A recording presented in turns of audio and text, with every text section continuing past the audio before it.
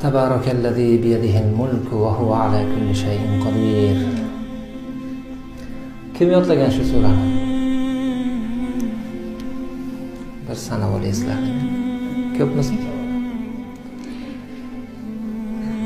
Yoshligimizda shu 13-14 yoshlar vaqtim bo'lsa kerak, mahallamizda domlamiz bo'lardi, To'xtam Mirzo domla, Xudo rahmat qilsin, hammaga taborak yodlatib, yoddagunga salla kiydirardilar.